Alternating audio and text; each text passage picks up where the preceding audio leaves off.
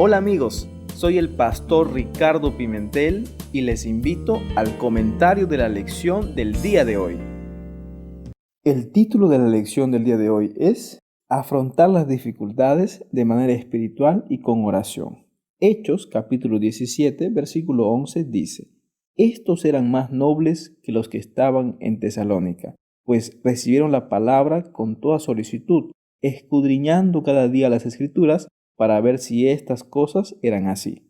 Ayer hablamos de ser determinados, perseverantes en el estudio de la palabra de Dios y dijimos que necesitamos ir paso a paso y en caso de no entender, por más que se hizo todo lo posible, podemos buscar investigaciones de otras personas acerca de nuestro texto difícil en común y ver las posibles soluciones.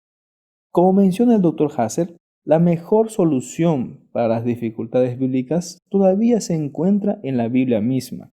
Los problemas bíblicos se abordan mejor cuando se estudian a la luz de toda la Escritura en vez de tratar solo un texto aislado de los demás o de toda la Biblia.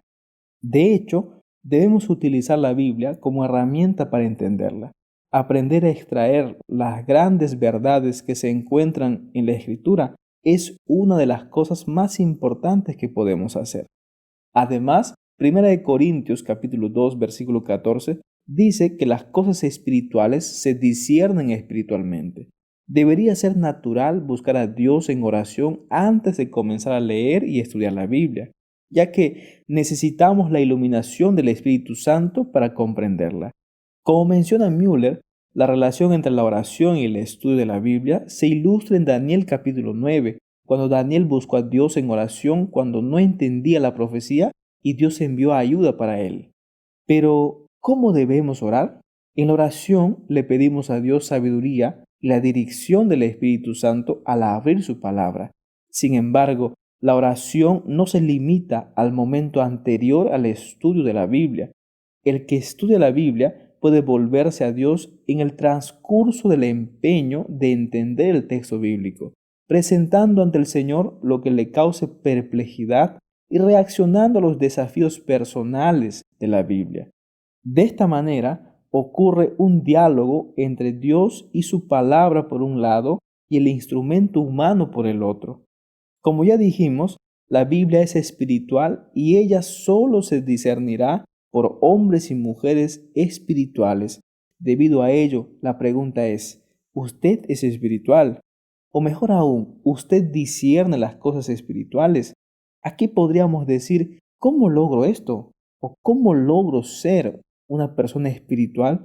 Una vez más, a través de la oración y alimentando la naturaleza espiritual del ser humano, a saber, más oración, más estudio de la Biblia, que el Espíritu Santo sea derramado sobre ti y de esta forma tengas el hábito de hablar de Dios a las demás personas.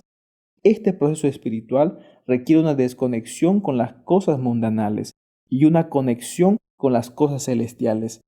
De aquí que cuando oramos, nuestra mente debe estar lúcida para recibir iluminación. De esta forma, Dios abre nuestros ojos para ver las cosas que antes no veíamos.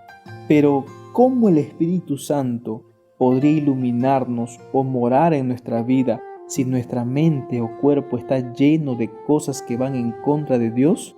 No hay forma.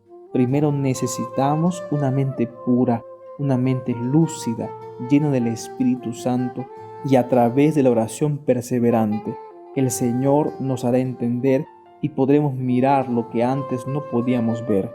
Y por sobre todo, estarás listo para obedecer a aquellas cosas que antes considerabas absurdo o ilógico. Que Dios te bendiga y tengas un excelente día.